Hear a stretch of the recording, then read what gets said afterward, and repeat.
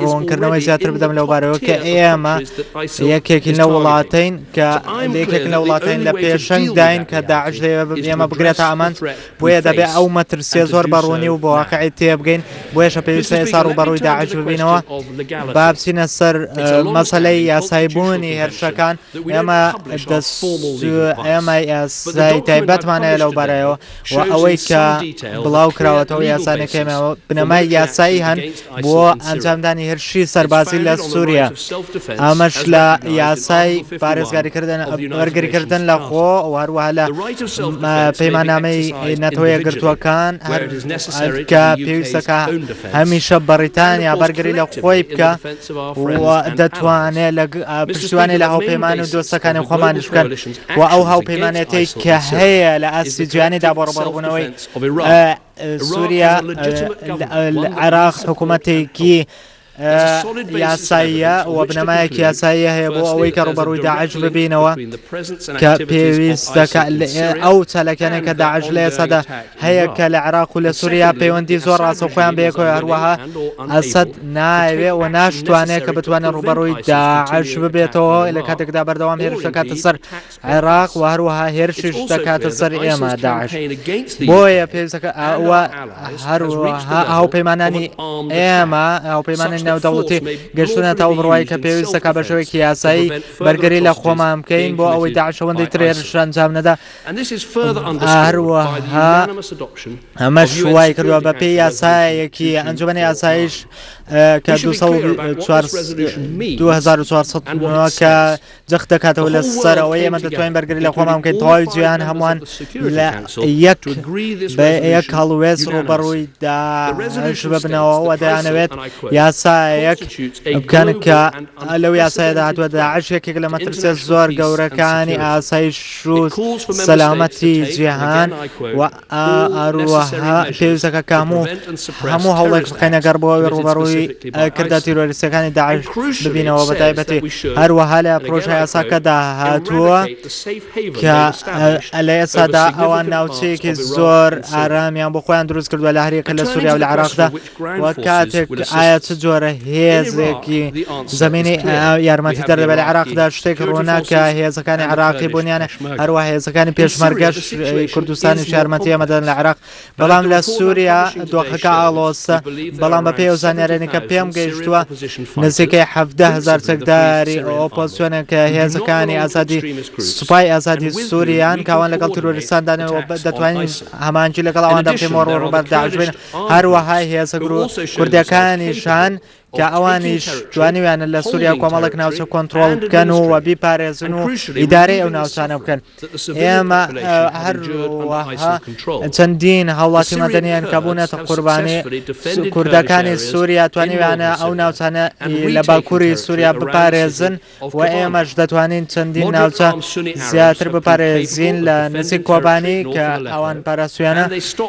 زۆرێک لە هێزە میانڕەوە سونیەکان توانیویان زۆرێک لە ناوچەکان بپارێزن و ڕێگری بکەن لە هاتوچۆی داعش لە ناوچە سنووریەکاندا و ئێمە پشتیوانیمان کردووە لە هێزەمیان ڕەوەکان لە ئیدلیب پێویستەکە کە پشتیوانیان لێ بکەین ئەو خەڵکانێک کە ئێمە باسمان کرد ئەوان هێزی زەمینی ئێمەن و ئەوان پێویستیان بە یارمەتی ئێمە هەیە ئەگەر یارمەتیان بدەینەوە توان سەرکەوت لەبەرەوە پێویستەکە کە یارمەتی زیاتری یان بدەی بۆی بتوان سەرکەوتوو بن هەندێک پرسیارەیە لەبارەی هێزی زەمینیەوە ئایا ئەوە شتێکی دروستەکە ئەنجامی بدەین ئەو حکوومەتانوەیە کە لە دواتردا هەموو هێزەکانی سووریا لە خۆی دەگرێت نەک تەنها سونە و شیعەکان بەڵکو و کریستیانەکان و جوولەکەکان و عەلەویەکان هەمووان وێنەراتی هەموویان دەکات بەو شێوە دەتوانین ڕوبەڕووی داعش ببینەوە کە حکوومەتێک لە داهاتوودا دروستکە ئێمە ناتوانین تەنها لە ڕێگەی هێرشی ئاسمانیەوە ڕوبەڕووی داعش ببینەوە پێویستەکە کە ئێمە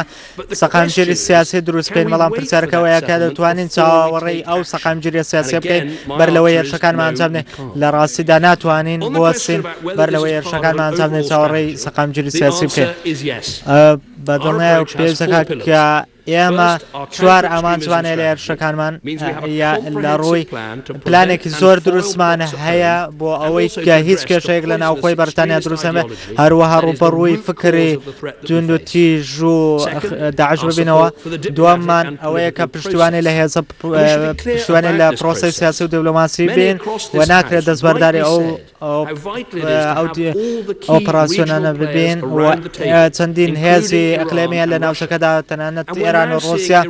ئێمە دەبینین کە ئێران و سعودی عەرەب یا بەیەکەوە لەسەر یەک مێز لەگەڵ ئەمریکا بەیەکەوە دانیشن، هەروە فەڕەنسا و تورکیا و بەریتانیا هەمووان بەیەکەوە کار دەکەین بۆ ئەوەی حکوومەتێکی نوێ لە سووریا دروست بکەین. وە سێم هۆکار بە هێرشەکانمان ئەوەیە کە دەمانەوێت پاشەکشە بە داعش بکەینەوە ئەو مەترسیانێکە هەیەی کەمی بکەینەوە و ئێمە لە عێراق کاریگەری هەبوو توانین لە سووریاش کارگەری بێت. چوارەمین هۆکار پشتیوانی مرۆییە کە زۆر لەوەش گرنگتر مەسەلەی سەقامگیری درێژخایانە لە وڵاتانە لە سووریا. ئێمە 1.1 ملیار دۆلارمان بەخشیوە لەگەڵ هەریەکە لە وڵاتانێکە لە دوای ئەمریکا و زۆرترین هەمانجی مرۆیمان بەخشیوە بە سووریەکان بۆ ئەوەی بتوانن و ئەمەش ڕێگری دەکات لەوەی کە چەندین لێشای کۆچوەران بگات بە ئەوروپا و زۆرێک لە وڵاتانی ناوچەکارێکە لە کوێیت و یەکێتی ئەوروپای ئەمە هەمانجیمان کردووە ئەوەی کە پرسیاری جددیە لە ئێستادا ئەوە دەتوانین دۆخی دوای هەوڵەکانی ئەو هێرش ئاسمانی دەتوانین حکوومەتێکی نوێی دروست ئەنجام دروستکەین بە دڵنیاییەوە. وەڵامی ئێمە بەڵەیە و دەتوانین و بەریتانیا ئامادەی ئەیە بۆ ئەوەی بتوانێت 1 ملیار دۆلار 1 ملیار پاوەندی تر خەرج بکە بۆ سەقامگیری ڕوبەڕووبوونەوەی تیرۆر و سەقامگیری و هەمووان پێکەوە پێویستە بە یەک پاکێج کار بکەن بۆ دروستکردنی سەقامگیری. ئەزانین ئاسایش و ئاشتی پرۆسەیەکە نەکەوەی تەنایەک چالاکی بێ و ئێمە بە تێکشانی داعش دەتوانینەوە کارە بکەینەوە. پێویستە کە وا گۆڕانکاری سیاسی دروست بکە بۆ ئەوەی ئەسەدیش لە دەسەڵات دانەمێنێت و پێویستی بە پرۆسەیەکە ئەوە یەکەم استراتیژی ڕوبەڕووبوونەوەی داعشە. ئامانجی کۆتاییمان چییە؟ جەنابی سەرۆکی پەرلەمان ئەوە بۆ ڕوبەڕووبوونەوەی داعش و تێکشکاندن پێویستەکە کە بەجددی کار بکەین. ئێمە پێویستە کە پاشەکشەیان پێ بکەین. هیچ کەسێک نازان پێشبینیەوە نەدەکرا کە داعش بەو شێوە سەرکەوێت و پێویستەکە کە پاشەکشەیان بکەین. ئەو دۆخەوە نییە کە ئەوان نوێنەرایەتی ئیسلام و تەنانەت گەلی عێراق و سووریا ناکەن.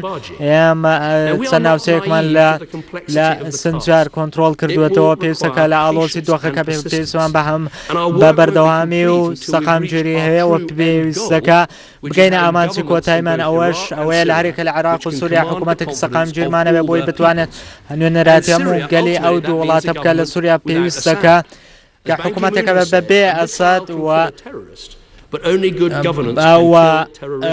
بانکی مۆن ڕایگەیاندووە کە چەک ئەتوانێت خەڵکی بکوژە بەڵام تەنەوە حکوومەتە دەتوانێت تەواوی خەڵک لە ناو بەرێت. کاتێک ئێمە باس لەو بابەتەکەین پێویستەکە هەندێک کەسەوەیان بزانێت کە بزانێت جەنگی پێشووتی ڕووەدا.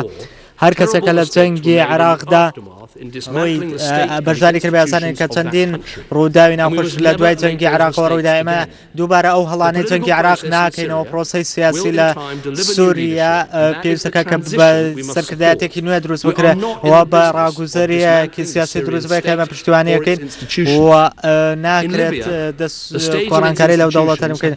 لە لیبیا لە دوای چل ساڵ هەموو وڵاتەکە گۆڕانکاری بەسەردەهات لە بەتەواوی دە سووریا وڵاتە کۆدای بەڵام جیاوازی نێوان لیبیا و سووریاوەیە. سووریا ئەم جارە ئێمە هەوڵێکی زۆر جددی نێودەوڵەتیمان هەیە بۆ ڕوبەڕووبوونەوەی داعش. هەمووان بەیەکەوە کارەکەن لە دوای دانووسانەکانی ڤیەننا هەمووان بەیەکەوە یەک هەڵوێسن بۆ ئەوەی دەوڵەتی سووریا حکوومەتێکی نوێی تیادا دروست بێت کە بۆ تەواوی گەلی سووریا بێت.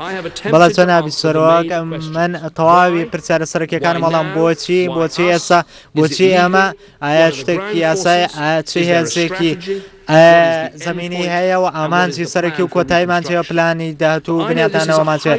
من دەزانم کامە دۆخێکی زۆر ئاڵۆسەوە دەزانم کە هەموو ئەندامەکان هەریەک لە کوتلەکان دانەوێت پرسیاری جدیان وەڵامی جدیانەوە ئەو دۆخە ئاڵۆزەی کە لە سووریا هەیە چ پەیوەندی هەیە بە کاریگەری دەستێوەردانی ڕوسیا لەو ناوچەیەدا هەیە و هەریەکە لە ئەمریکا و ڕوسیا هەمانجیان هەیە ڕۆژانە بەردەوام پەیوەندیان بەیەکەوەی بۆی سەقام بۆ ئەوەی هەموو یاسەکانی ئەو پەیمانان بتوانن سەلامەت بن لە هێرشەکانەوە. پرسیارێکی ترەوەی ئایا ئێمە لایەنگری هەرێکە شەڕی سونە و شیعەکەن لە ڕاستیدا دۆخەکە بەو شێوەیە ڕاستە سونە زۆربەی داعش خۆی بە سونە نوێنەراتی دەکات بەڵام سونە و شیعەکان بەیەکەوە دەکرێت. ئایا ئێمە نامانەوێت کە سووریا لەسەر بنەمایەکی تایفی دروست بکرێتەوە لە داهاتوودا بۆیە زۆر پێشوازی لە نوێنەرایەتی هەرێکە لە وڵاتانی سونە و شیعەمان کرد لە ڤێنا بۆ ئەوەی هەمووان بەیەکەوە کار بکەین دژ بە داعش و ڕۆسێکی دیبلۆماتی ئەنجام بدەین. و هەروەها پەرلەمان پێویستە بزانێت سەرچاوی دارایی داعش چۆنە. ئەو دۆکومنتەیە لەبەردەستە ئەوەیە کە چاقاچەقچیەکان و ئەو ئابڵوقانە دەخەنە سەر خەڵکی و داعش توانێتی بتوانێت هەندێک لەو ناوچانەی کە کۆنتڕۆڵی کردووە داهاتی لە داهات پەیدا بکە. ئێمە دەمانەوێت کە داهاتی داعش لەناو بەرین و بتوانێت ناوچەکانی داعش کۆنتڕۆڵ بکەین بەو شێوەیە توانین ڕێگری لە داهاتی داعش بێنەوە. دوو پرسیاری زۆر ئاڵۆز هەیە، ئەویش ئەوەیە کە یەکەمیان ئایا ڕوبەڕبوونەوەی داعش لە سووریا یارمەتی ئەوە دەدا کە ڕاگوزاری سیاسی درێ بەڵێ بە دڵنیاییەوە و ناکرێت کە ئێمە ڕاگوزارێکی سیاسی دروست بکەین ئەگەر ئەو ناوچانەی کە لەژێر کۆنتڕۆڵیدان لە دەست داعش بستێنینەوە و لەبەر ئەوە پێویستە کار بکەن بەیەکەوە کار بکەن تێکشکانی داعش وا دەکات کە هێزەمیانڕەوەکان ئەو هێزەمیانڕەوانە داهاتووی سووریا دیاری بکەنەوە. پرسیاری دووەمەوەیە ئایا پێویستە داعش ئاسد بڕوا بۆ شەوەیە دەتوانین سەرکەوتو بین لە جەنگی دژی داعش. هەندێک وێنە کاڵۆزەکان ئەو ڕاوێژکارەکانی من ئێمە ناتوانین داعش تێک بشکەین ئەگەر پێمان وانە بێت کە ئێمە ناتوانین دەنگی زۆری نێزونیەکان بەدەست بێنن و سەقامگیری لە سووریا ئەگەر ڕەزامەندی ئۆپۆزیسیۆنیش بەدەست نێنین و ئەسەد نەڕوات. یەکێک لە پرسیارە سەرەکیەکان دەمەوێت باسی بکەم ئایا ئێمە پێویستە هێرش بکەین لە سووریادا. هەمووان دەڵێن کە ئێمە پێویستمان بە پرۆسەیەکی سیاسیەیە و ڕاگوزاری سیاسی لە سووریا دروستبێت. بەڵێ ئەوە ڕاستە و نوێنەرایەتی حکوومەتی سووریا لە نوێدا ئەوە بەدڵنیەوە لە داهاتوودا کاریگەریەوە بەڵام ناکرێت ئێمە چاوەڕێ بکەین. دەکرێت چاوەڕێ بکەین تاوەکو هێرشە. ئێمە ناتوانین چاوەڕێ بکەین و هێرش ئەنجام نەدەین تا ڕاگوزارە سیاسی ئەنجام بدرێت. ئێمە ناتوانین دەنگ لەسەرەوە بدەین تا هەمووان بەیەکەوە هاودەنگ بن بۆ ئەوەی ڕوبەڕووی داعش ببینەوە لە سووریا. بۆ شێوەیە ئەنجا توانین داعش بناوبەرین. هەر پرۆژێک بخەینە سەر هەر پرۆژێک بێنینە پەرلەمان پێویستەکە کە وەڵامی دروستمانە بە بۆ هێرشەکانمان.